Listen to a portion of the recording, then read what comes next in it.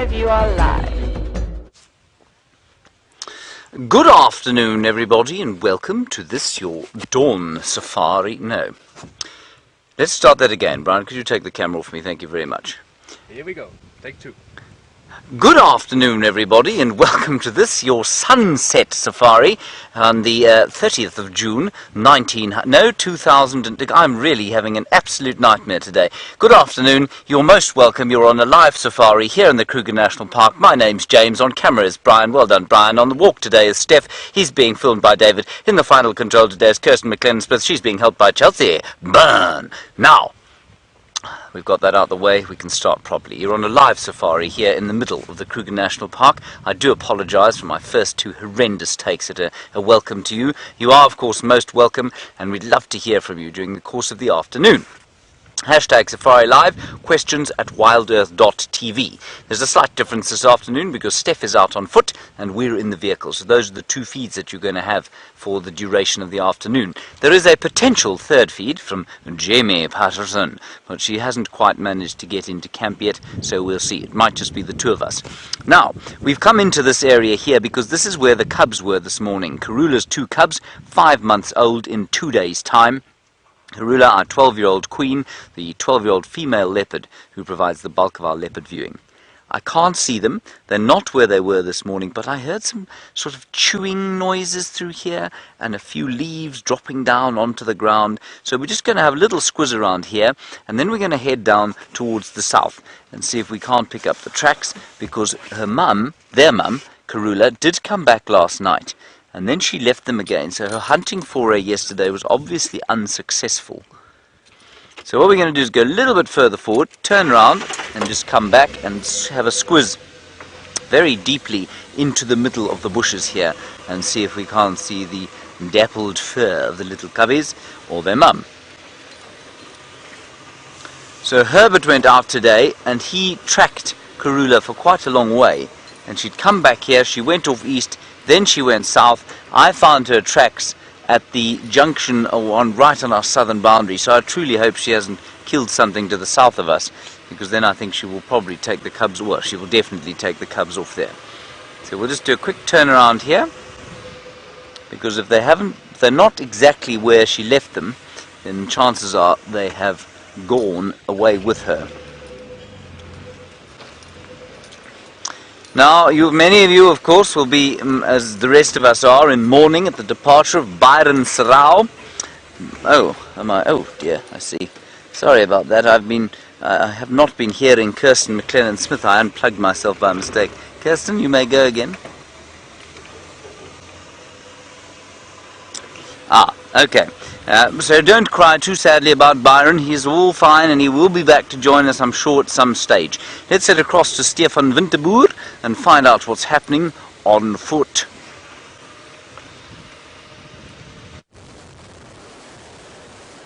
Good afternoon, and welcome to the bushwalk segment of the Sunset Safari today. For all of you who are joining us for the first time, welcome. For all of you who are tuning in again, hello. And I'm Stefan Winterboer, and we're on foot today around about the western side of Djuma Private Game Reserve. We decided to come out on this side. There's quite a stiff breeze blowing today, and I wanted the wind in my face to give us the best advantage when we're prowling through the bush here on foot. And we've come across this clearing. Now this clearing over here is basically just a big wet area in the summer. And what we were trying to do when you came across to us was sneak up on an emerald spotted wood dove. Now you'd imagine that sneaking up on doves is not the sort of pursuit that someone wearing khaki clothes and shoes made from dead animals does with their time, but I tell you, it's quite difficult to sneak up on these little doves, but quite pleasurable when you get it right, because of the fact that they quite often walk away from you and they've got these iridescent spots of color on their wings, and if you're lucky you can get to see them from quite close by. What I'm trying to do here is actually just figure out exactly where this little dove went. They're tiny little birds, they're probably about this big, seed-eating birds, and they've come to this area where we are standing right now, primarily for the grass seeds that are falling from this particular grass here. This is one of the areas.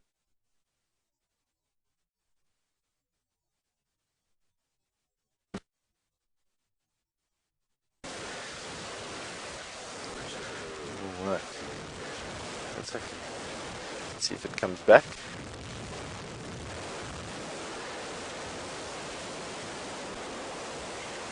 Alright, so you've disappeared from us for a little bit. That was just due to David being a bit enthusiastic about bending over and showing you the grass over there.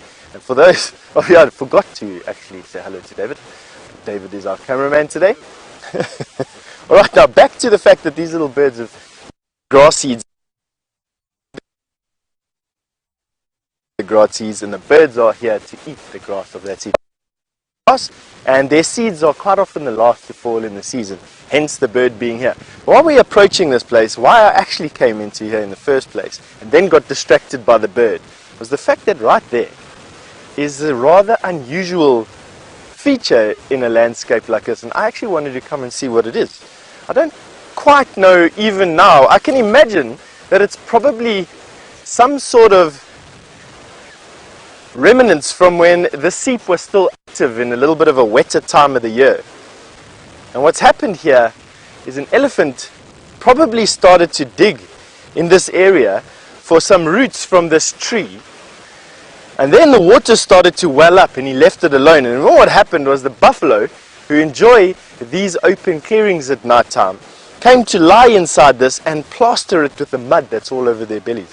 I think that's exactly what's happened over here. The reason why it doesn't have a clay bed is because it actually is right up against the seep line and is not down where we traditionally find them, next to the trees closer to the drainage lines. But while that's all going on, James has found what he's finally been looking for, and off you go for that. Enjoy. Well, there we are, everybody. Brian spotted one or two spots as we drove past in the drainage line. I thought I heard chewing just before we came to see you. There is the Queen. She's brought supper home today. I don't know where the cubbies are. They're probably just down there. So let's just enjoy this view for a little while, and then we'll go around. I think we'll probably get a really good view from beneath there. Isn't that great? I think we might just spend as much of the afternoon as possible with this wonderful leopard, because I think her babies are probably just off to the left there. She was looking behind her there. I don't know what she's eating. It doesn't look very big. So maybe she sort of killed it as she came back. She definitely went off to the south at some stage. You can hear, she can hear something. This is round about where the cubs were. Let's try and gauge what she's eating.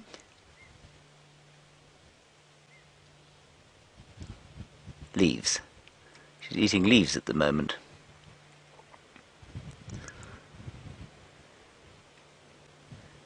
I'm fascinated by this, Brian. I think we should go around and see if we can find out what it was. If we don't get a good view from there, everyone, we'll come back right to where we are now. It's not too far around. Just a little bit around the corner there. Oh dear, it's too far around if you drive like an imbecile, which is what I'm doing. There we go. Very exciting. It's not often that you find a leopard in the same place 3 days in a row. And then, you know, less than half a mile from where she had her last kill. Normally we'll see her for a day or two, and she disappears for 5, and we search away like mad things. Not today. We're going to milk this for everything that we have. Such a joy. Very happy to have Steffi back on foot. It means we will start to see some smaller things. And of course the challenges of being on foot around this time of the year, well, it's quite nice for tracking, it's quite nice for for viewing, because you can see through the bushes and the bush is quite thin, but it's not easy to find little things, because without the rain the insects tend to die or go dormant, and somehow Steph and Herbert managed to find an astonishing array of small winter creatures. Right, let us ease our way in here. See, somebody's been in here, I wonder.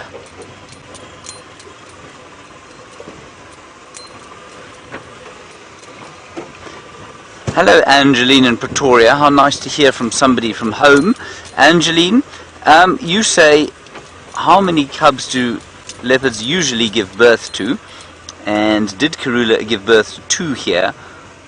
And were there perhaps more? It's normally 2 or 3, sometimes up to 4, and I believe that the record in captivity is probably about 8. But the chances of them maintaining a litter of 8 are completely impossible.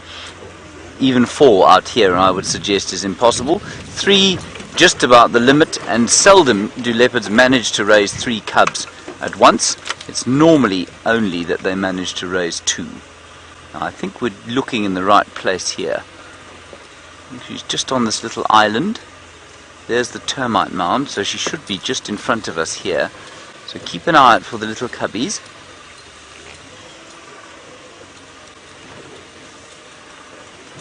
See if we can find what she's eating. I am in the right place here, aren't I, Brian? She should be just here, yes. There she is, I can see her. Just in front of us there. She's going to very gingerly get in there because we are going to have to crush 1 or 2 branches, and I don't want to disturb her or the little cubs. And I must just share an incident just now with you. It will probably make you laugh quite a lot and make you wonder why we bother to be sensitive about the noise we make at all. How's that, Brian? It's all right?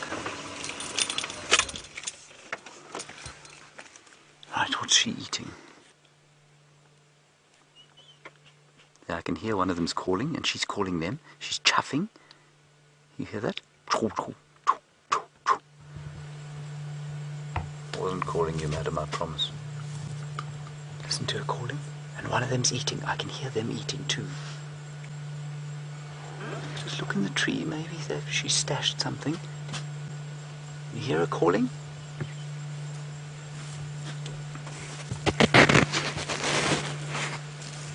Here comes a cub, there's a cub. Oh, fantastic. That's little Charlotte. She's just calling George now. I wonder if she isn't going to take them away. She's eaten something little. I don't know what that little thing was still.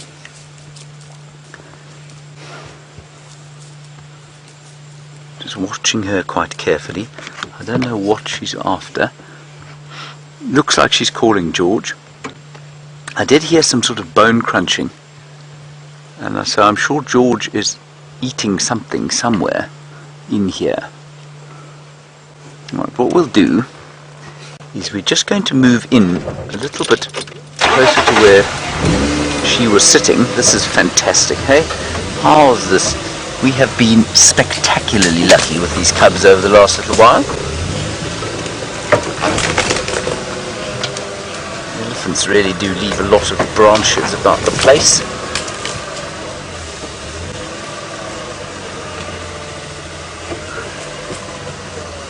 Try and get a decent, yeah, this should be a decent view, Brian.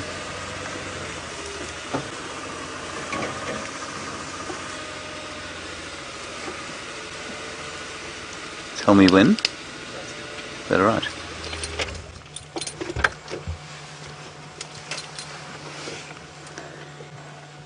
Fantastic stuff. Now, Charlotte is wandering off towards the right hand side. She's obviously decided she wants to have a bit of a play, and now she's laying down in some deep cover. Can you imagine trying to spot that?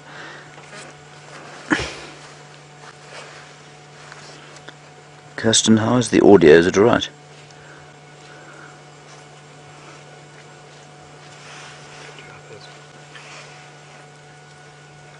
Now, where is George? Georgie. Thank you, Brian, for your question. That's not Brian Joubert asking the question. Do you want to know, Brian, whether female leopards live longer than male leopards? Oh, yes. Okay, right. Thank you, Brian, for your question. Female leopards do actually live longer than male leopards. I don't think in captivity it makes a huge difference, but out here, absolutely. The record age of a female in this area is 17 to 18 years old. Yeah, I can hear him eating. He's in a thicket up here somewhere. And the record wild male for this area was 14. So yes, they do live a bit longer. I don't think their lives are quite as difficult because they are obviously able to protect, at least they don't have to fight for territory in quite the same way. They're normally surrounded by, yeah, I can see him. I think there's an impala in there. It is, there's a big kill in there. Oh wow, can you see where I'm looking, Brian? I'm going to sneak, I think it's going to be difficult, but I'm going to sneak a little bit forward. Might make a bit of a noise, so we'll just be a little bit careful. But a male leopard, remember, is not normally surrounded by his kin, whereas a female is.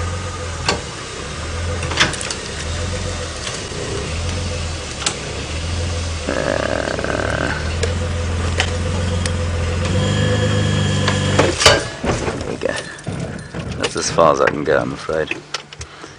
I don't know if you can get an idea there, but there's a fully grown something in there. It's a nyala. It's a nyala cow. And George is feasting. Marvellous. Right, well done. That's great news. Greedy guts Georgie's having his meal. So, George's life is going to be more difficult than his sister's. That is because, of course, male leopards have a territory encompassing 3 or 4 female territories, and that inescapably means, of course, that he is going to... there must be 3 or 4 less or fewer male leopards than there are female leopards. And so the chances of him surviving to hold a territory are that much smaller than Charlotte's. Likewise, they will normally be chased away from where they were given birth, or where their natal sort of territory, their mother's territory, whereas Charlotte will set up shop next to her mother. That means she'll be surrounded by her siblings, even though they're much older, like Shadow and Tandy. It does mean that the chances of her being killed by another leopard are very, very small. And that all combines, of course, to make life a little tough for the male leopards. That kill is more than a day old. Not more than a day, but I don't think that was killed sometime today. I think that was killed last night. I wonder if she wasn't around here. She couldn't have been though, because they would have eaten, and she wouldn't have brought this back here. I mean, it is in many pieces though. Maybe they're just so hungry they've been devouring everything. Righty, we're not going to go anywhere from here. We're going to sit right where we are. Let's go back across to Steffi and see what he has to show you. Sorry to steal you away from that leopard sighting. Isn't it amazing? Karula's managed to catch an impala or a nyala, and as long as she can keep it safe and sound, I'm sure her cubs are going to enjoy that meal still for days to come. Us as well. Exactly. What I wanted to show you right here, caught my eye as I walked past here, is a lizard skin that you can see that's been caught on this particular piece of stump. Now when I first got here, I actually thought to myself that this was just what the lizard used to scrape his old skin off. Lizards are cold-blooded, and they also outgrow their skins and they shed their skins. And right here we have the discarded remnants of a lizard, but I'm not so sure anymore. If you come and have a look a little bit closer, you'll see that this skin is colored. Now, I don't actually know why this skin has got color on it, other than it can only be the fact that the lizard was de-skinned here. Have a look at that. That is definitely not a shed skin. that is a piece of a lizard, and I don't know if he got stuck here or if a bird tried to kill him here. Now, quite often what happens is around this time of the year, these lizards that live in this leaf litter and on these sticks, it's actually quite difficult for them to get away from predators because their cover has been blown. And what happens is they get caught by birds, but because they're so big and they flap around a lot, birds quite often bring them to sticks and stumps like this and will hit them against the stick or the stump, especially bushshrikes. The grey-headed bushshrike and the orange-breasted bushshrike are notorious lizard killers. And I think that is exactly what's happened here. I think what's happened is a bird has caught a lizard and has come to hammer it against this branch in the hopes of killing it. Looks like it actually got it right because there's no other remnants of this particular lizard, and then left, leaving the skin of this lizard on the branch here to flit and fall about. And that's about the story that I have for that. It's all these little puzzles that make being on foot out here such a joy, to be quite honest. And that's what I wanted to share with you, basically. And now we're going to send you back to James and those gorgeous leopard cubs. Enjoy.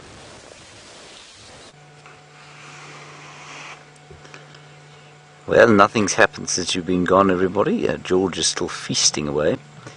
He looks like he might come down, but I don't think he's going to. And I've had a good long look at that carcass, and I don't think it's new.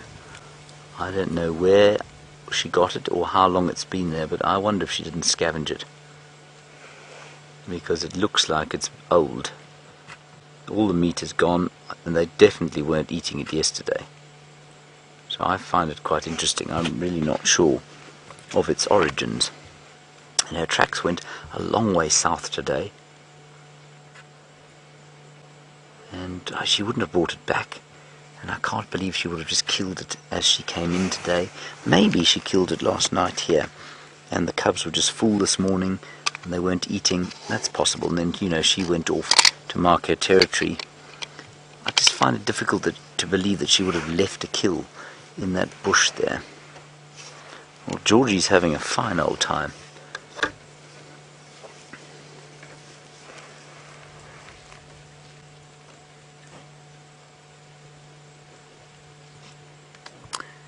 Hello, Gail in Rhode Island. You're wondering if these cubs are still suckling. They're not, Gail. They're supposed to stop at about 3 months, and we know that they're going to be 5 months tomorrow. So, I mean, look, if you read a textbook, they'll tell you they wean at 3 months. Some will wean a little bit earlier, and some will wean a bit later. I think you'll find that they will try and suckle till they're about 4 months old, but by now they should be pretty much done. And you can see they are voracious meat eaters. Unless, you know what, that might be a Nyala calf. It might be a very little one.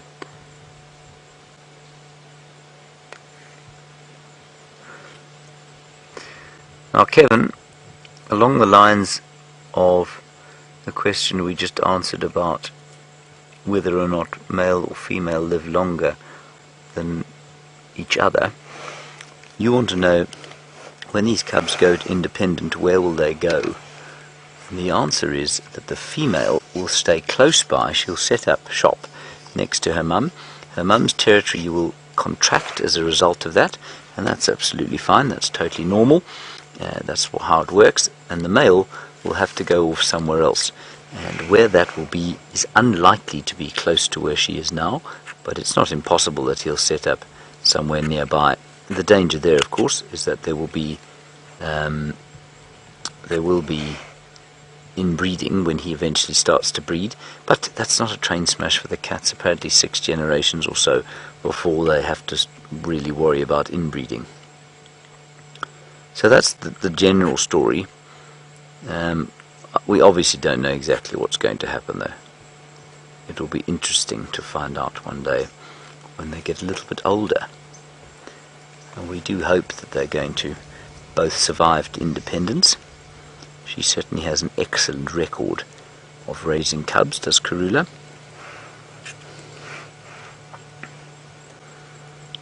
And I think, yeah, I mean, this is probably her second last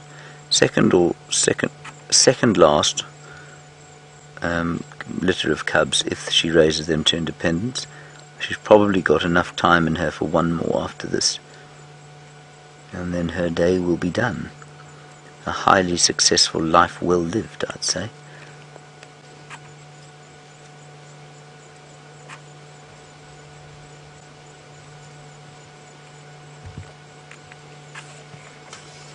Hello HK, nice question from you, and it's one that you're going to be surprised by the answer to. You say, which animal is the biggest threat to a leopard cub? HK, the biggest threat to a leopard cub is an unrelated male leopard. So were Mvula, or were the Anderson male, or perhaps even Quarantine and Gunuma, although they are also Karula's sons, but any unrelated male leopard that came into the area would kill these cubs. 80%, I'll say that again, 80% of cub mortality is caused by unrelated males and infanticide. They're probably slightly beyond that age now. You know, they're able to climb trees and get away, and I suspect that, you know, the fact that they will move with her at the moment would probably deter a male leopard from having a go. But it is still a threat. Then you'd probably say hyenas were probably the next greatest threat to these little cubs. And after that, lions. Lions will not tolerate any other predators. If they can get hold of them, they will kill them.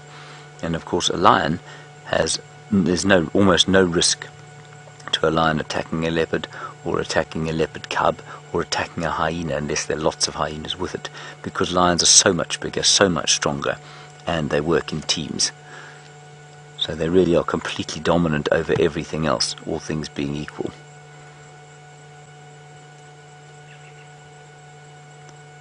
Just try and give you an idea of the atmosphere around us. There's a breeze blowing from the northwest. The northwest is now to the left-hand side of your screen, or sort of through and to the left of your screen if you like, and we're sheltered by this huge drainage line we're in.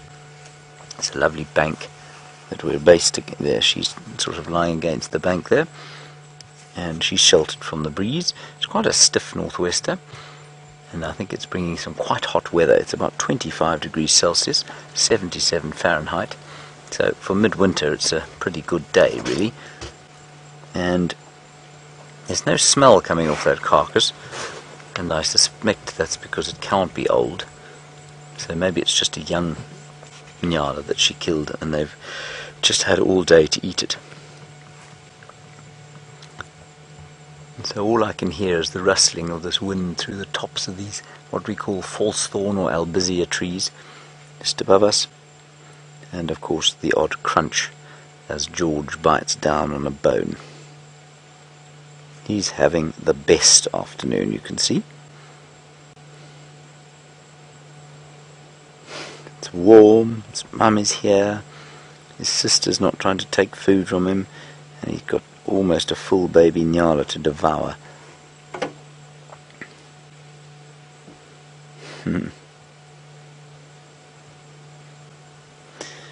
Alright, we're going to stay right here. Let's head across to Steffi. He's got something fun to show you. Well, not fun for the wildebeest.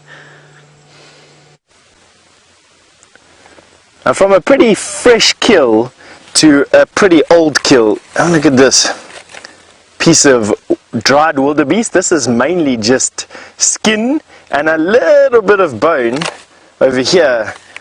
It looks like a little bit of the thoracic vertebrae, or the spinal column that's at the top of the chest cavity, because this still has some of these wide blades on the side that will eventually become ribs, as far as I can see. What killed it, and did it die here, was the question that I had as I walked up to it. I'm still trying to decide whether or not it was killed right where it is now, or whether this piece was brought here by hyena. But I must be honest, one of the clues I had is when you stand up and you have a look at this area that this piece of carcass is living in, you can see that the grass here is slightly different. It's slightly different. You can almost see the edge here where the stick is going. I'm standing almost in the middle of it, all the way out to here. there seems to be a darker color. Now generally what that's from is from the tummy contents of the wildebeest would have been messed in this area when the lion killed this particular wildebeest. That is also very wet. It contains a lot of moisture, and what that would do, it would actually feed the grass underneath it. A lot of fertilizer, a lot of different types of nutrients that come into the soil, and the grass actually gets better underneath the kill. For a short time, obviously it's had a long time to dry out, but you can see the remnants here. If you just follow me onto a patch that didn't have a kill on it, have a look where I'm standing now. You can see that it's very sandy, and if you come and stand this side of me, you'll actually see that on the other side of this particular patch of ground, it's sandy again. So I absolutely think that it was killed here. Because it was killed here and the tummy contents are lying right here, I think that it was lions or hyena that killed this particular wildebeest, with a possibility of it actually being a hyena kill. And why I say that is because we're right close to the den site on Aubrey's Road, and we're basically between the two den sites on Aubrey's Road and the one on Shortcut Gallagher, and there would be a lot of hyena activity here, a lot of groups of hyena here, and a group of hyena is quite capable of taking something as large as a wildebeest. It doesn't necessarily only have to be that of a lion. When you're looking at one-on-one, a lion hunts prey in the range of about 100 pounds to about 1,000 pounds, whereas a hyena hunts prey slightly lower in weight than that, but what they do is they can hunt in packs, large packs. Up in East Africa, I've seen hunting packs of hyena numbering up to 50, taking down full-grown bull buffalo at 1,500 pounds, 1,600 pounds, and doing it when they themselves only weigh 100 pounds to 150 pounds, 200 pounds maximum for a big hyena. Isn't it amazing? So I think that is possibly it. One of the larger predators, lion or hyena. I suppose if I had to bet on it, like what is it actually going to be, it would probably be lion, but with a possibility of it being hunted by a hyena right here, because we're between those two den sites. So that would be an outside guess, the money guess, for lack of a better word. Alrighty, we're going to carry on.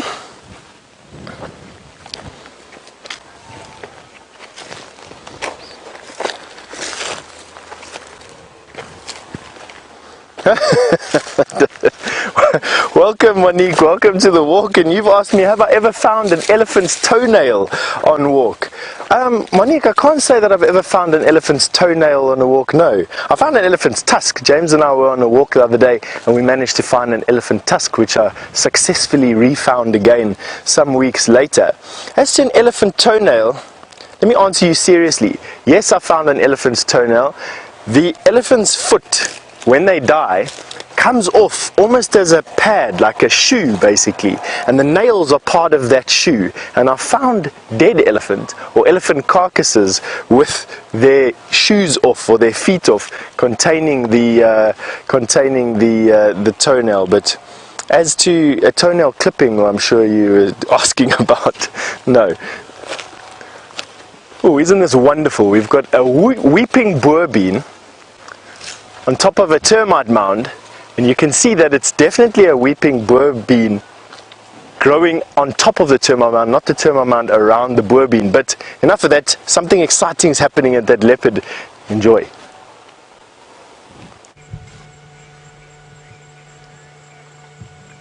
Well, there is Charlotte.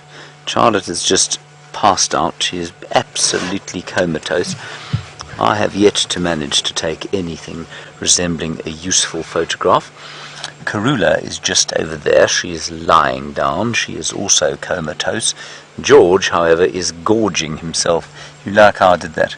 George is gorging. Very the good. alliteration is Yes, amazing. it's stunning stuff.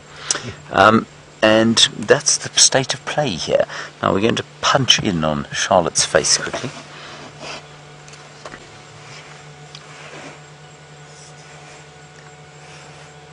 There we go. Papow. You can see her little brown eyes fast asleep. So full of baby Nyala. She is so deeply contented lying there, knowing that her mum is on security detail Her mother's eyes flicker open all the time, just looking around. Every time there's a suspected sniff on the air of anything, her head lifts and she looks around. The joys of childhood, Brian, hey? Remember when you used to sleep like that? I do.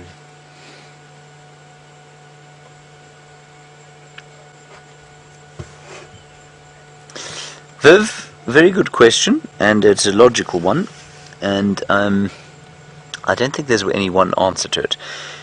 We were chatting about territories earlier on. We were chatting about the fact that the females sort of eat or carve out a territory in their mother's territory, and you say, does it not mean that the territories eventually get smaller and smaller, and so Karula would eventually not have a territory? Well, yes, it does, but by that time she's normally too old to hold a territory anymore. It also, I think what also happens is that other leopards from around the place get squeezed. There is some overlap, and certainly down at Londolozi on the Sand River, where I have, it's my only other experience of this concentration of leopards, you'll find quite a lot of overlap in the territories, and they are smaller because they can contain more leopards, because there is more for them to eat along the riverbanks. So yes, the territories will get smaller. Remember, she's produced now, these are her 8th cubs, if she raises them to independence, if I'm not mistaken, 8th or 10th. Only 5 of those will be females, and as far as I know, we've got Shadow and Tundi down to the south. They were her first litter.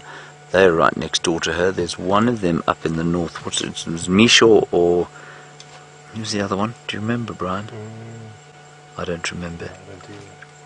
So we were looking at sort of 4 or 5 female leopards, and yes, her territory is enormous still. It's absolutely huge, and they've eaten away little bits and pieces, and they've pushed out, sort of increased the space that her family occupies, and there'll be conflict, and leopards die. We've just had the death of Kwatila to the south of us.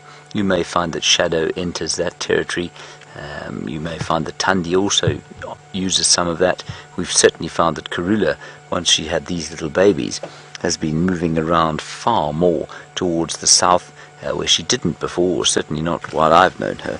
So these leopard territories do shift for sure, and I guess they do get smaller and smaller as she has to give way, but then she will pass on and shake off this mortal coil, and the area will become larger again.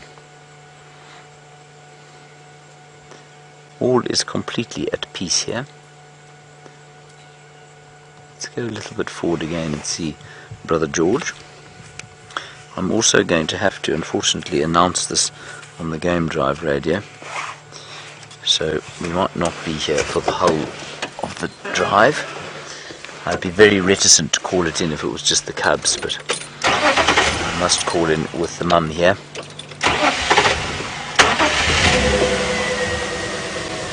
Let's do a maneuver like this and try and get a little bit closer in. Right, I'm going to go as far as I can onto this tambotai tree. You've got no view there of Brother J, eh? G, sorry. No. Little bit.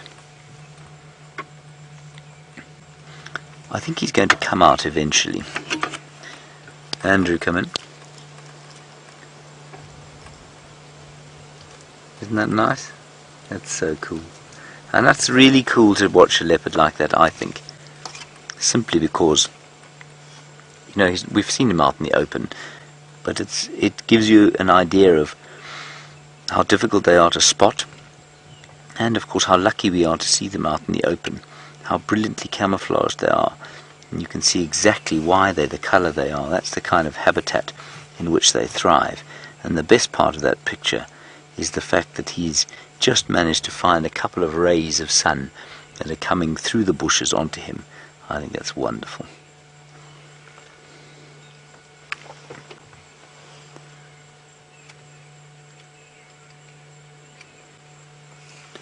Just brilliant stuff.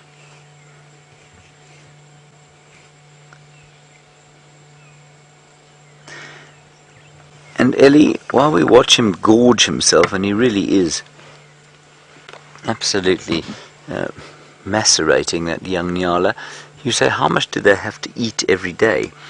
Nearly, it doesn't, it's difficult to say, you know, because it really depends on what they've eaten the day before.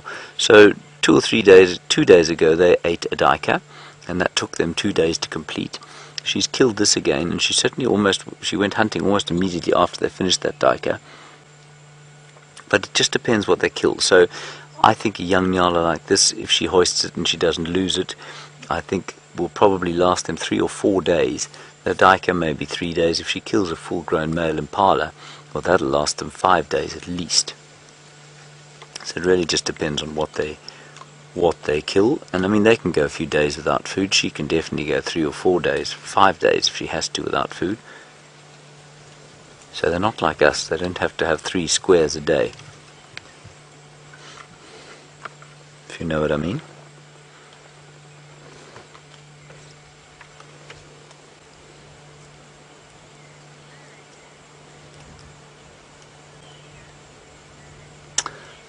Now Aaron in New Zealand, I guess you're wondering how far away they are from the Djuma cam. Well, I don't guess that. You've asked that. You've said, how far are they from the Djuma cam? Aaron, they are, as the crow flies, let me just work it out, I'd say about 600 meters, maybe 800 meters, so half a mile from us. Yeah, 800 meters as the crow flies, which is not far, but even with the super zoom on that camera, you ain't going to see them down here in this drainage line.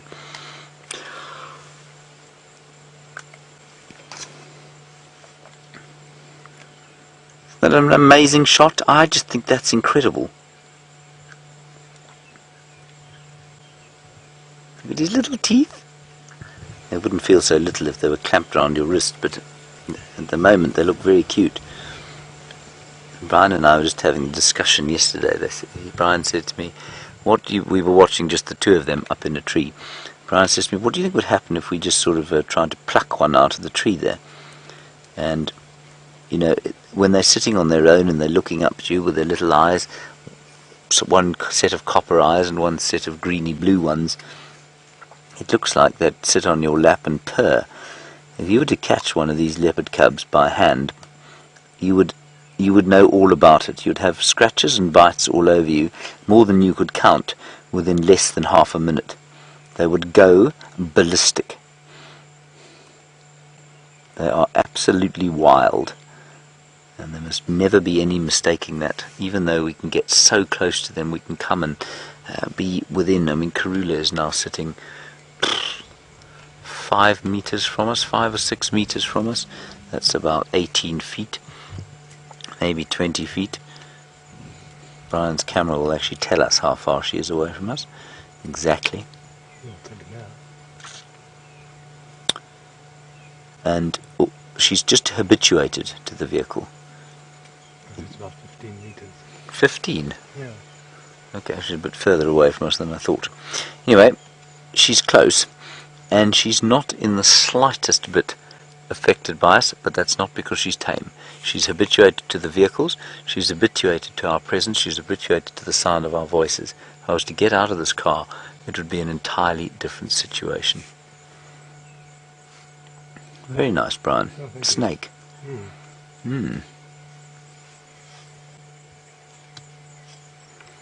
Right, so Raisa, thank you very much for sorting that out. You say she's had 6 males and 4 female cubs. So almost a 50-50 ratio. That's fantastic, and she does have the fluffiest belly. Some might say slightly saggy, but I wouldn't, obviously, because I know that would result in a Twitter backlash. So 4 females and 6 males. That is a really impressive record, I've got to tell you. So these ones are, you know, these ones live to independence. That will be 10 cubs raised to independence. That's a really good return for an animal that lives 14 years.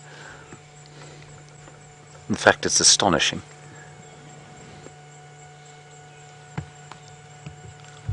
There's little Charlotte.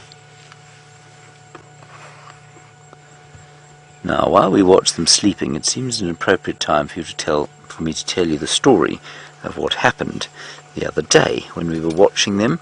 At the end of the drive, Brian and I had enjoyed many hours of great sighting with Karula and the youngsters, and we just had those elephants coming through, our favourite herd of elephants, the third trunk female, walking through with her 4 offspring, or her 3 offspring, and they walked through the sighting, and you went off air, and we were feeling great about ourselves, and one of the Buffelshoek landowners pulled into the sighting, and I waved at him, and then I went to start the car, looking forward to a very pleasant breakfast of coffee and perhaps fried eggs, and thinking how wonderfully we'd done in the morning.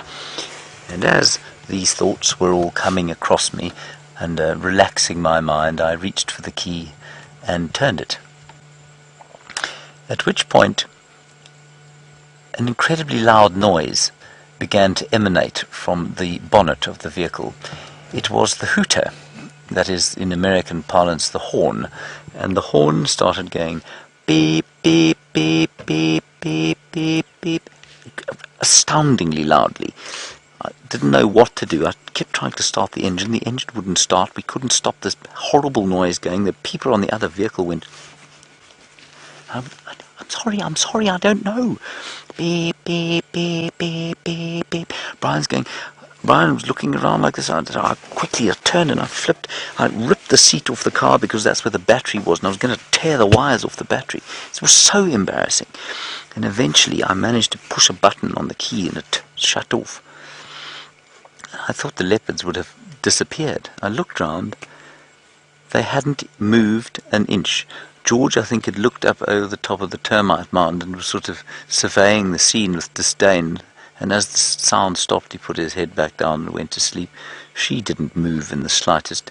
So, we drive around here and we don't want to make too much noise, don't want to crunch this and crunch that. Whisper, whisper. Beep, beep, beep. Didn't react at all. Brian, an amusing incident. Fantastic. Yes. And I was the Buffelshoek landowners, I'm not sure who they were, but they weren't, they weren't in the flush of youth.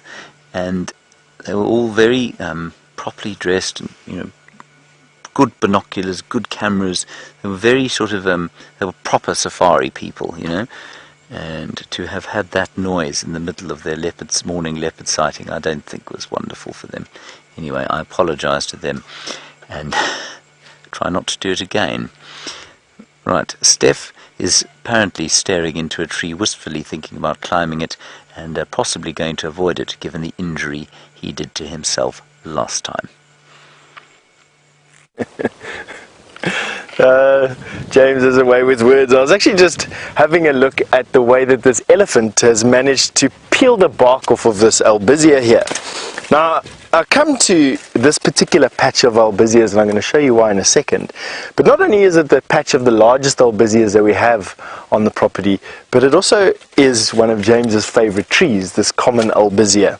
And what caught my eye was firstly the way that this elephant had just managed to peel off just 2 slabs. One here, not very big, and one here, another one.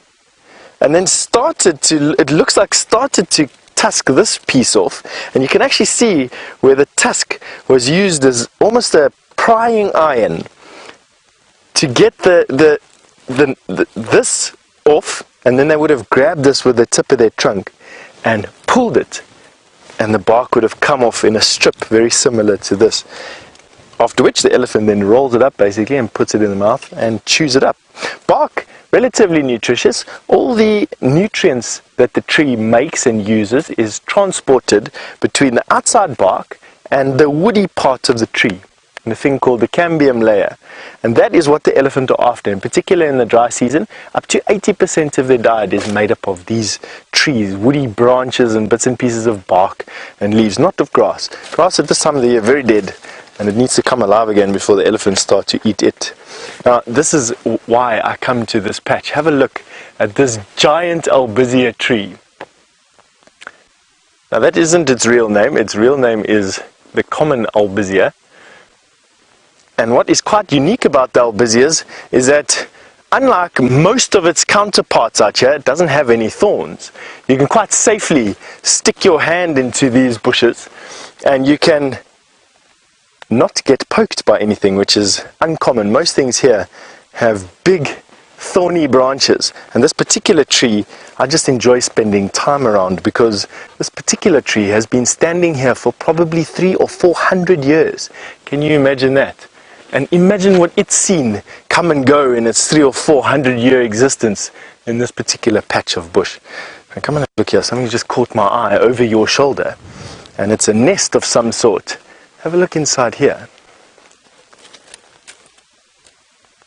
Now only large birds build large nests like that, other than the weavers.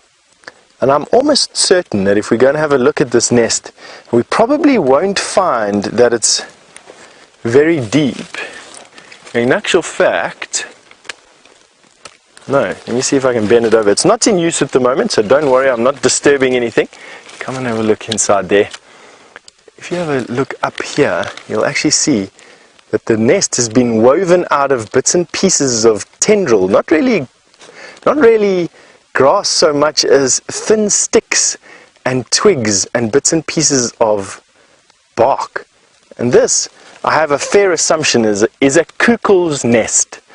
I've seen them once or twice on nests this large, and I think that is a cuckoo's nest. But just have a look at how big this actually is. Incredible, eh? What an amazing construction. At least this one isn't in the top of the tree. The last time I had a nest on the bushwalk, I managed to get and fall out of the top of a tree, hacking my leg open, which has taken some time to heal. You can see, not that I'm looking for your sympathy at all, but I'm just very glad that isn't in the top of this albizia. Let's go and have another look. This area is just crisscrossed with game paths, and the reason for that is that we're quite close to Sydney's dam. We're probably about a mile away from Sydney's dam, which holds quite a lot of water, and this time of the year animals are going to and from their feeding areas to water sources like Sydney's dam and back again to their feeding areas, all in the space of a day and a night. Most animals here drink exactly that, drink every day if they can. There's very few really drought hardy animals where we are here. I would say the most drought hardy animal that we have here is probably the steenbok, if I were to guess. I think I'll stick with that. That's in my memory banks are being joggled over there. Is a steenbok, absolutely. That's probably the most drought resistant of all the little antelope species that we have, and luckily quite common. Ooh, this is a beautiful tree. Now, for me to stand any closer would mean that Dave has to point the camera into the sun, which will blind you as much as it blinds me and him. And so we won't be going around. But just to give you an idea of the scale of this tree, let me go stand next to it. Have a look at that. Generally speaking, they're not bigger than this, sometimes small little shrubs. To give you an idea of how truly ginormous this actual tree is. Nice stories to tell, hey? Anyway, let's carry on going. Got some game paths to walk on to go and see.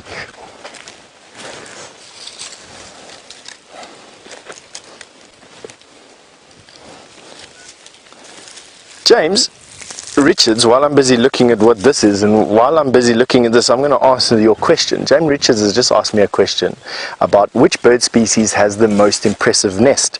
I would have to say that it's probably the hammerkop bird, the hammerhead bird. It's a quite indistinct brown bird, about as big as a small chicken.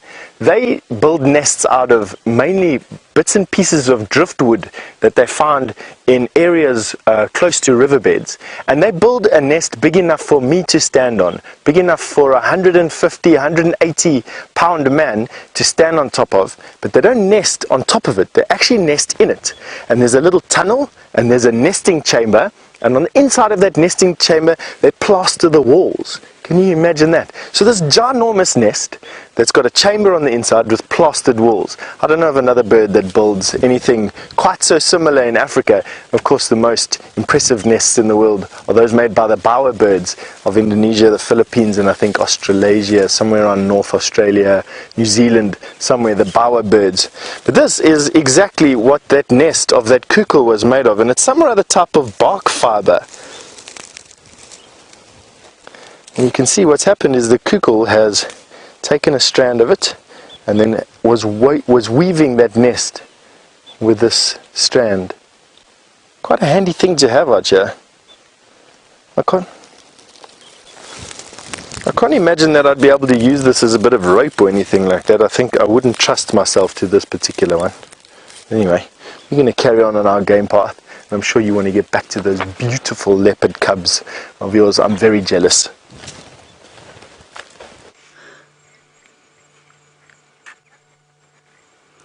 Well, there is the one beautiful little leopard cub.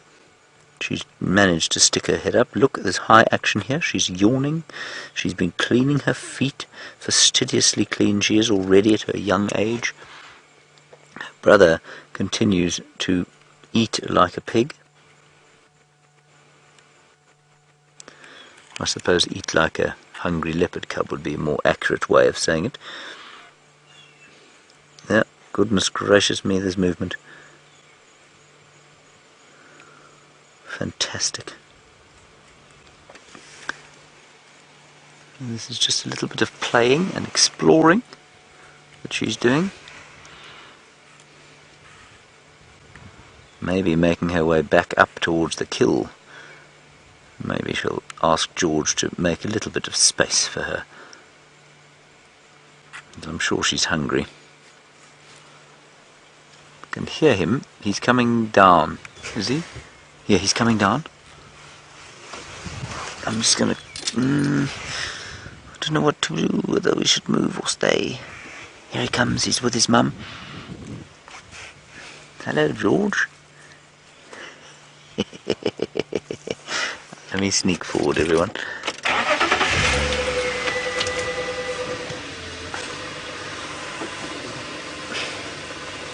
No, now George is moving. It's almost impossible to work out what they're going to do. You got him, Brian.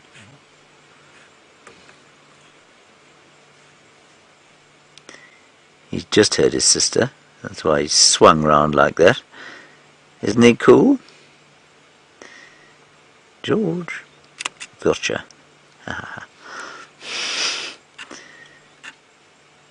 He's so cool.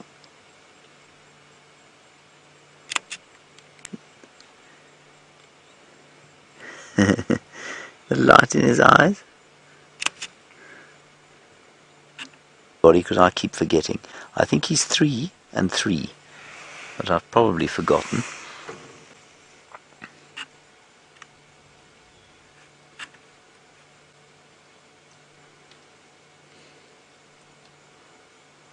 Look at his eyes.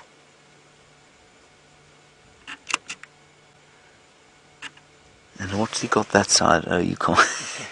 Right, you can't see. You see his eyes have changed colour, I think, slightly. He's going back now.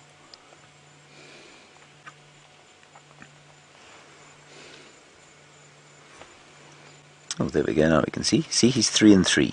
So he's 3-3, and she's got a little, almost, of course, I'm sure most of you remember Cindy Crawford. She had that very artfully placed mole just below her nose. And Charlotte's almost got the same sort of thing. She's 3 on one side and 4 on the other. And the 4th spot, if I remember correctly, is just below, or just above the other 3. So if you're wondering what on earth I'm talking about, it's those spots there just below the nose. There, you can see the 3 of them. Just below the nose, above the whisker line, you can see 3 spots there for George. That is unique to each leopard. His mum is 3-4. She's got 3 on her right, our left when we look at her face, and 4 on the other. And he is 3 on both. And even though he's a young male, He is a cat, and therefore he is fastidiously clean. And that's not just because they want to be clean, everybody. That's so that they don't leave the scent of carrion and blood and gore and guts. They don't want anything to know where they are. They are a very secretive bunch.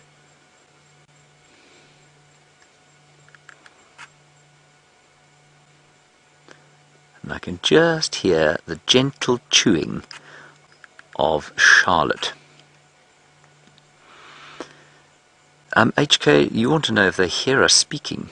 Yes, absolutely. They've got fantastic ears. They've got brilliant ears. So they absolutely hear us speaking. But in the same way that they don't react when we move the vehicles or set the hooter off, they are used to us. So if they were to hear my voice for the first time, I'm sure they would have been a bit nervous. I think I'm of the opinion, and this might be entirely wrong, that leopards actually are able to recognize individual voices, I suspect.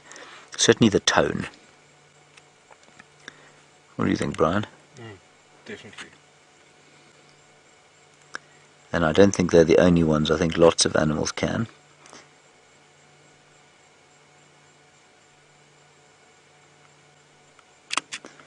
And I say that, the only reason I say that is because, I mean, some animals react differently to some people. And I don't know if it's a tone of the voice kind of a thing. And certainly you know that when you speak to your dog knows your voice, your cat knows your voice.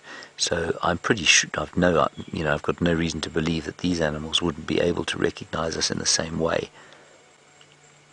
And likewise, you know how your domestic animals react to some people differently from the way they react to others.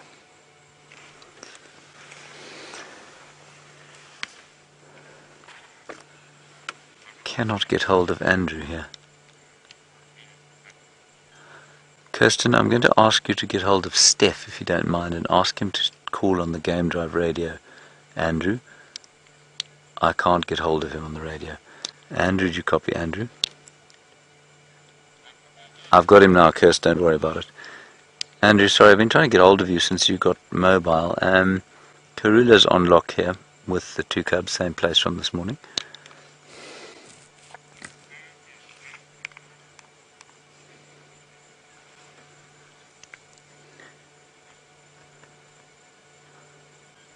Cool, copy that. He's not going to come immediately. He seems to be the only other person mobile, which is the best. So it means we can sit here on our own.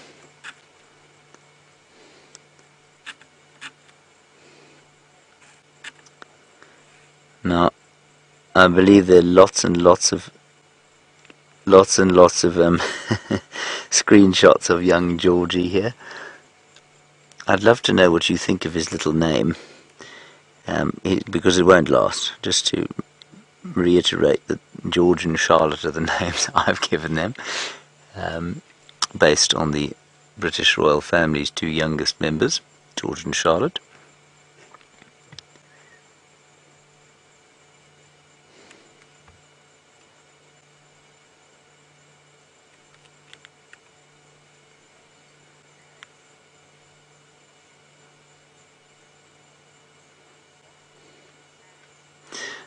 Now, Aaron in New Zealand, you're a thinker, and you said to me, what will happen to the territories of these leopards if, for example, Tingana was to bite it? So if Tingana was to be killed by a rival male leopard, or perhaps bitten by a snake, as poor old Quatile was, what would happen? I think what you'll find, Aaron, is that, well, there are a few candidates to take over his territory. Quarantine, Kunuma seems to have moved off. Quarantine is at is sitting around somewhere around Nkoro and around Cheetah Plain, so he could take over the territory. We think that Quarantine and Kunuma are Mvula's offspring. Mvula's moved out. Then there's Djuma, who's that unrelaxed male leopard from Buffelshoek. He could easily come in here. The Anderson male would probably push in further from the west, so he'd come further east. And basically, I mean, it's a pretty ripe... Tingana's I mean, he's in the prime of his life, and his territory, as far as I'm aware, has never been larger than it is now. But were he to vacate that, I think you'd probably find that it would be squeezed from all sides. I don't know who the dominant male is to the south of us, and I heard rumour the other day that one of the big males, called the airstrip male at Mala Mala, he took a pasting from Djuma, and he also apparently was killed by 2 young male lions the other day. Now that, of course, means that there will be a gap up there, down there, around Mala Mala. That's to the south of us, just behind where Brian's sitting. And I suspect then that maybe Djuma will take over there. He's still very young to be taking over a territory, though. So it really is an interesting one. And I don't know what happened to... I think there was another Karula male offspring, Misho, or Mia. Makes sense, yeah, Mishu. And he, I think, is somewhere around northern Buffelshoek into the Kruger. He might wander back this way. Who knows? Tingana, of course, comes all the way from Lion Sands. It could be that a totally unrelated male comes knocking about here at some stage and just finds the place without an owner, if you like, and takes over. It's fascinating to think about what might happen there. Right, George has now gone to sleep, obviously. His mother is asleep.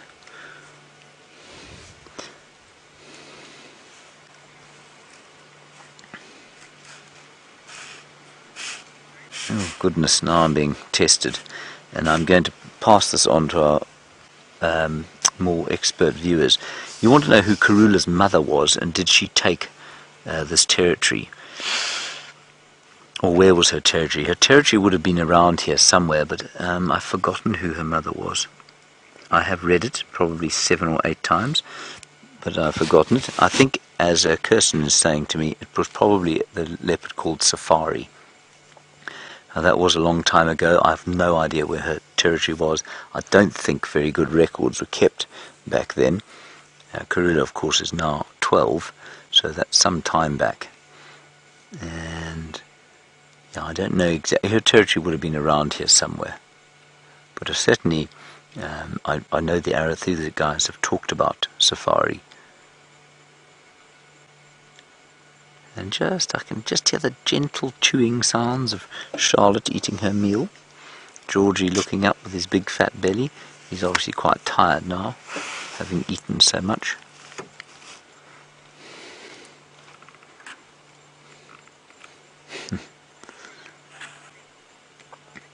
Well, I'm very, very glad. Thank you, everybody, for agreeing that George and Charlotte are good names for these leopards.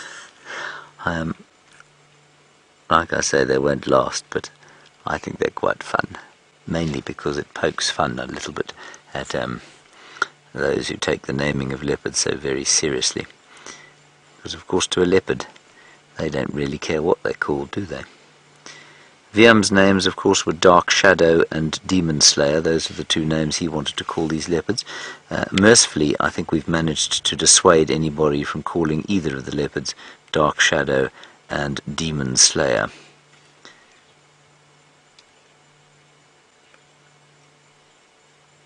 I would find it extremely difficult to call this leopard Dark Shadow or Demon Slayer. And Pinchy Weiner, thank you very much for your... haven't heard from you a while, haven't seen you for a while. Pinchy Weiner, I hope that... thank you very much for the information you've given us. You say that Safari was indeed Karula's mother.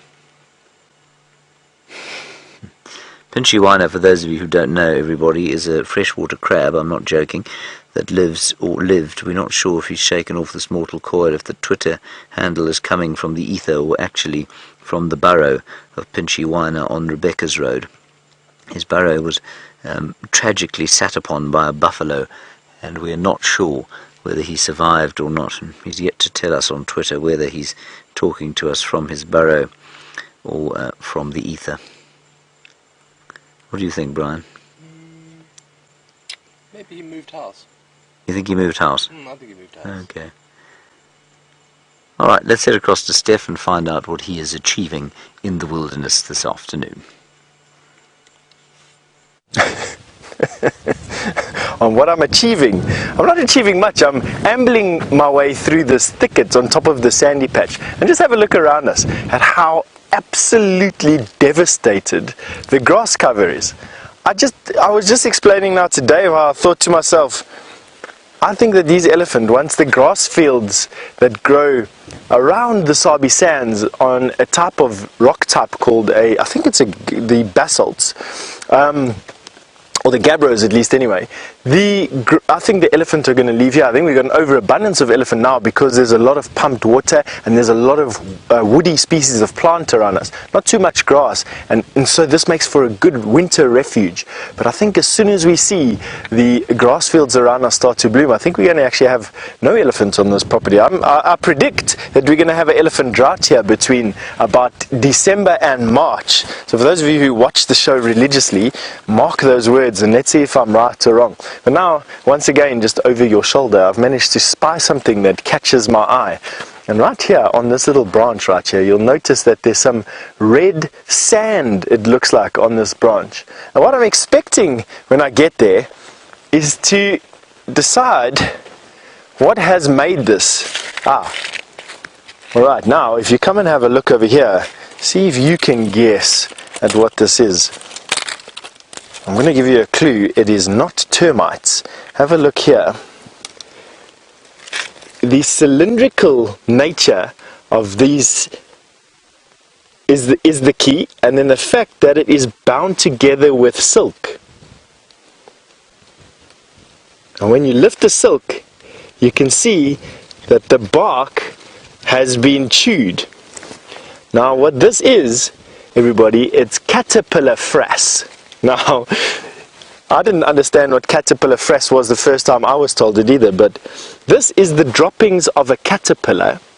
The caterpillar lives under a house made up of silk and his own droppings, which protect him from birds that basically see this as a termite mound. Now, of course, termites have soldiers. Soldiers have teeth. Those teeth are sharp. They're quite formidable. And what this caterpillar is doing is making the most out of the association of termites over here. In actual fact, it's just a caterpillar that's made a house out of his own droppings and silk, and then is eating the bark. And this is the result. Caterpillar frass. Isn't that amazing? And of course, when this particular species of caterpillar has digested enough wood and enough nutrients from below the wood and has built up enough fat reserves, it will then pupate and it will become either a moth or a butterfly. Probably a moth, just judging from this time of the year. And quite often it's the moths who have these massive caterpillars that take a long time to build up enough nutrients and enough fat so that it can pupate and come out as a big fatty moth that then flies around. Nice, eh? Alrighty, let's carry on through our moonscape.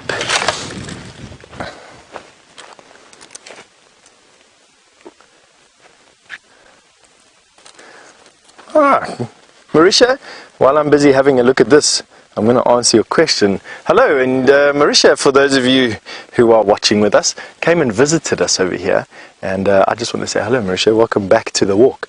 Now this is a gall. And two things create galls, gall wasps and gall midges. And this was probably a gall wasp. And what happened is that a wasp came along, landed on the branch last year. No, but this was probably 2 years ago. Stung the tree with her stinger and injected a growth hormone into the plant.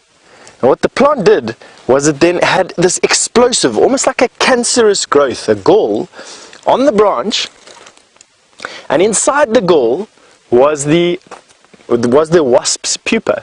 The wasp pupa then ate the inside of this gall, the fibrousy plant tissue, and then pupated, and then would have chewed its way out of that gall. Now, very often with this story is you have a sinister character, and that sinister character is quite often also a wasp. Will then lay its egg on the larvae of this wasp. Its egg will pupate first and then eat that youngster alive. And I think that's exactly what happened. When I turn this upside down, inside there you can see a caterpillar, or what's left of one. And I think that that is the remnants of this particular parasite. Isn't it amazing? Yeah, there we go, you can see. Yeah, I've got it, shaking it out a little bit.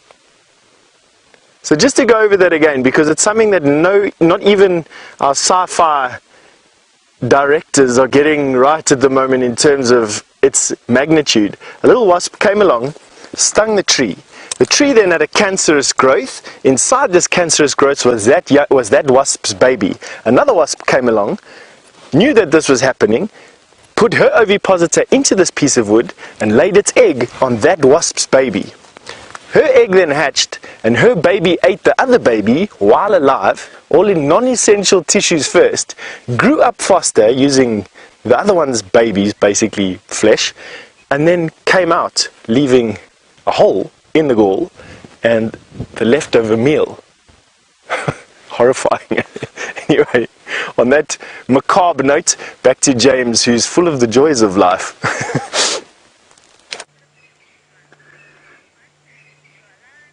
I am so full of the joys of life. That isn't a leopard, but it's a fly. Watch what it does. See the ants? Watch this beastly fly. Look at it. Look. It's eating ants. It's a fly catching ant. It's an ant catching fly. And it's gorging itself in the same way that these leopards have been eating. I've no idea what kind of a fly it is, other than to say it's an ant-eating fly. Sitting there, it's found itself a trail where the ants are going up and down. They seem to be completely unconcerned by it, unaware that it's there, unaware that their friends are being picked off the line. Look! You know what I think it's doing? You know how I think it finds these things?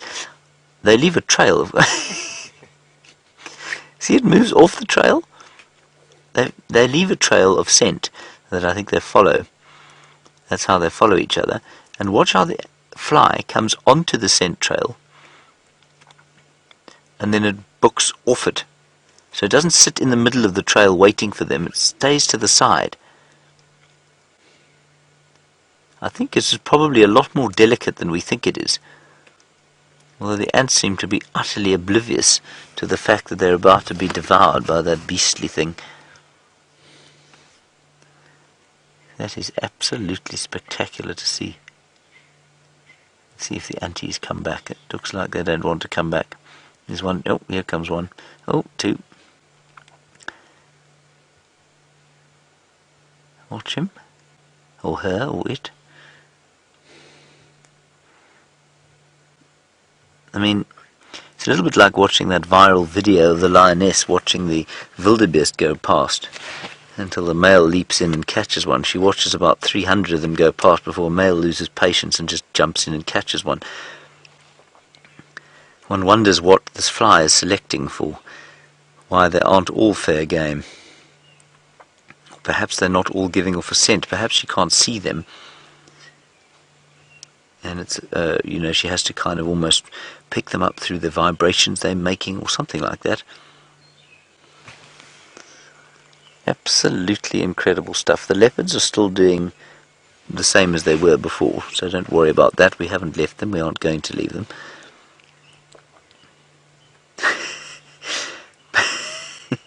He's so confused. Come on, make another kill. I think this is just too spectacular. I'll try and find him in a book.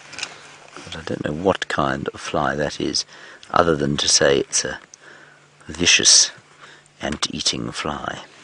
Have you ever seen a fly like that, Brian? No, never. I've never even considered flies eating ants. No, nor have I. And I also think I've definitely seen a fly like that. They're kind of without colour. But I've never known them to be ant-eating. That said, very few people choose to go into the intricacies of fly biology as a career, and I certainly wouldn't be one of them. Oh, now suddenly that's obviously choice red ant material. Delicious. He's now very satisfied. Now waiting again for another choice specimen to go wandering past. What is going on here? Karula just got up. Don't know what did she pick something up? Yeah, scrap file. Ah, look at that. Georgie, or Charlotte, dropped a piece, and she's now going to sit on the bonnet here and eat it. Even I might be able to get a picture from here, Brian.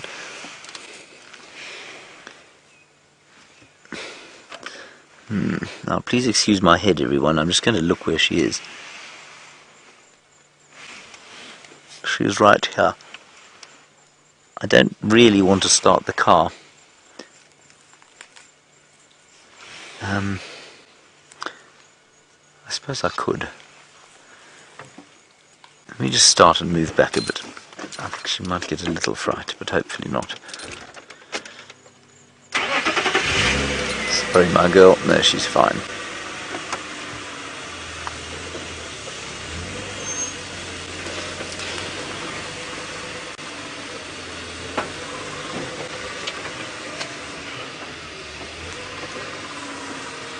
Is that right, Brian? Or is that hopeless? I've hit a tree, everyone. I can't move from here. There she is. I don't know exactly what Charlotte dropped there. But there is Karula devouring a little piece of stuff that her daughter dropped down the hill. Oh, here comes Charlotte. I don't think you'll be able to see her there. Going back up again. Isn't this wonderful? I mean, I can't really think of a better way to spend a Thursday afternoon, can you, Brian? Yeah. And eating flies. And eating flies. Leopards all over the place.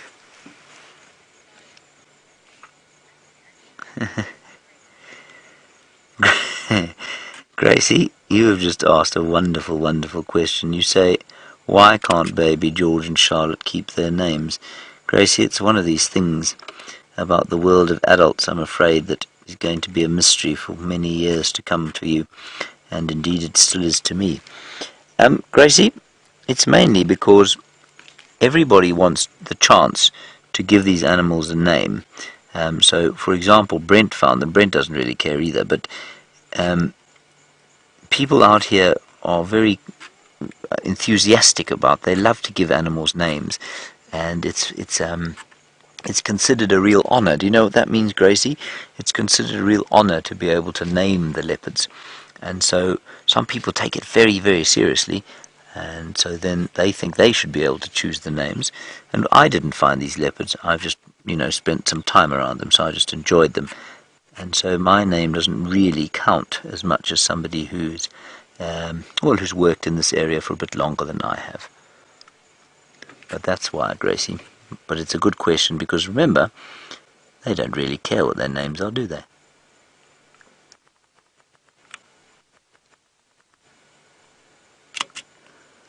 George, you greedy guts. You've had enough to eat today? George?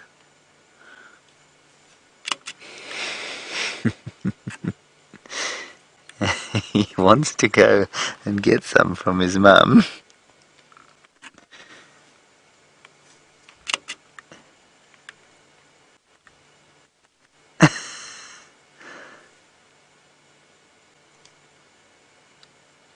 He's so sweet. Look at him thinking about it.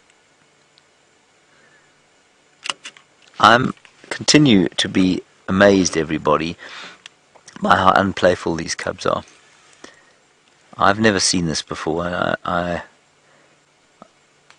It might be that I just don't remember being around leopard cubs.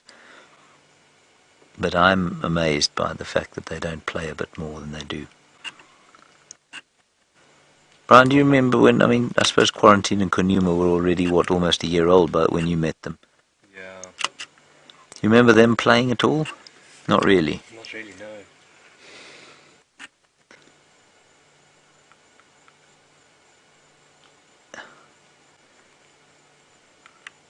So, I mean, they're aware of each other, obviously, and he came and he greeted his mum and they had a bit of a hug and then he just left her. And maybe that's just a function of the fact, I think it is just a function of the fact that they're leopards. They are by default solitary. And as soon as they're able to, they'll go off on their own. Whereas the juxtaposition with lions could not be greater.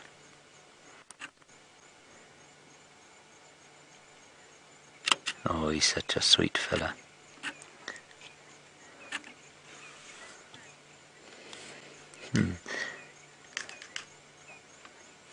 Raisa, you said this is the first time you've seen them so close, and therefore it's a good time to start learning their spots. I agree.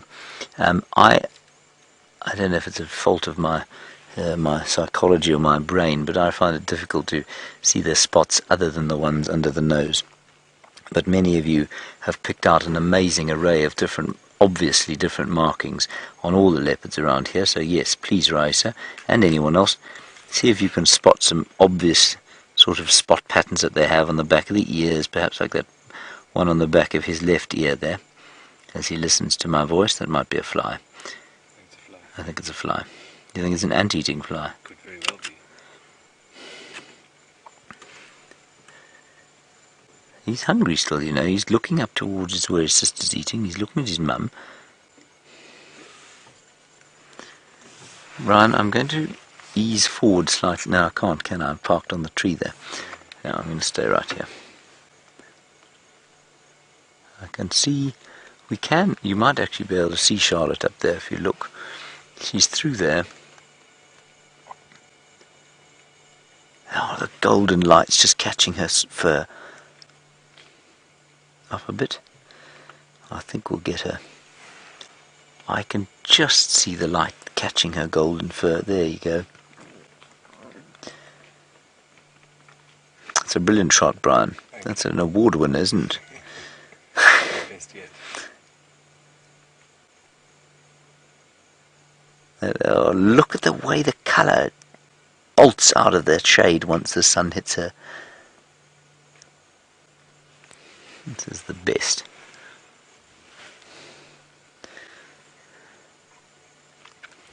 Alright, Stefan Winterboer has also found an insect, and I would like you all to tell him about the ant-eating fly.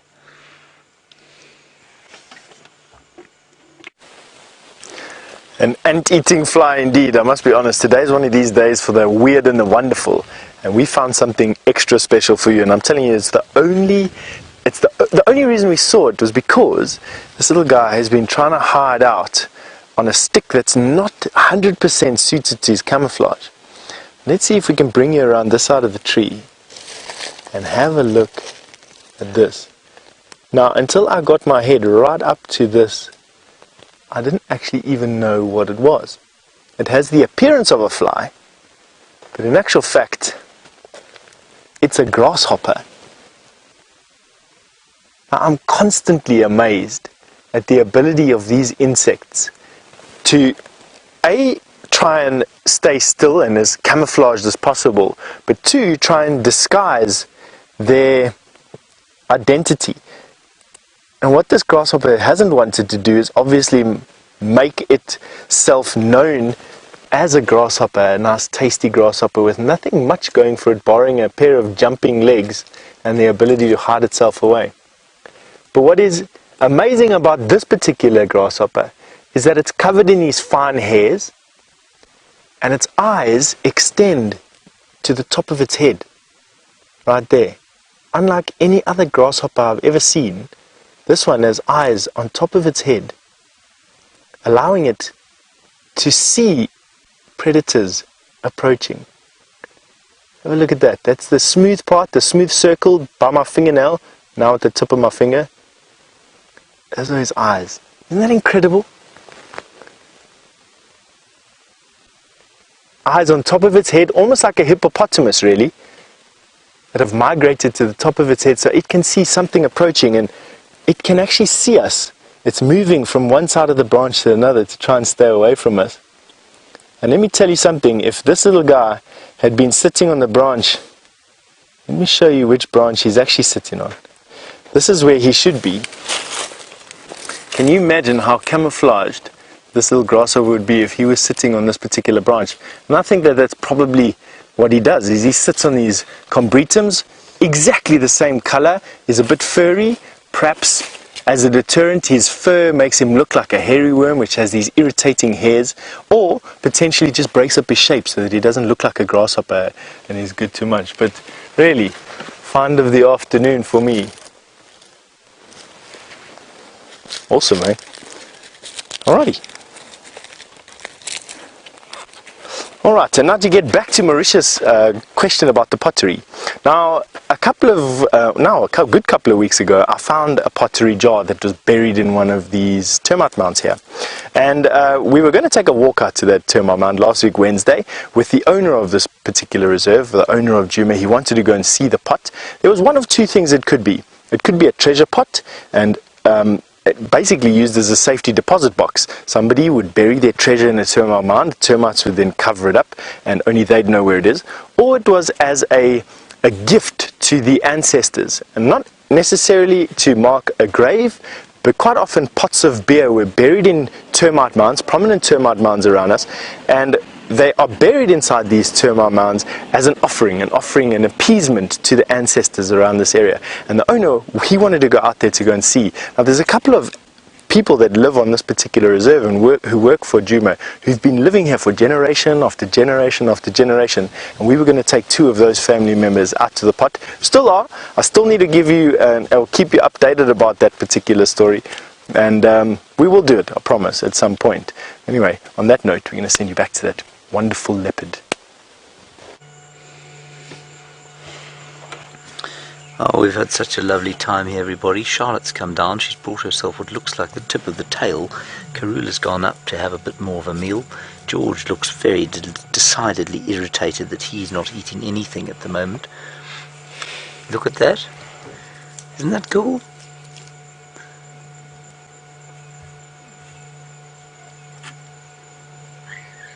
Listen to them. I'm just going to have to talk on the radio briefly, try and get Mike into the sighting.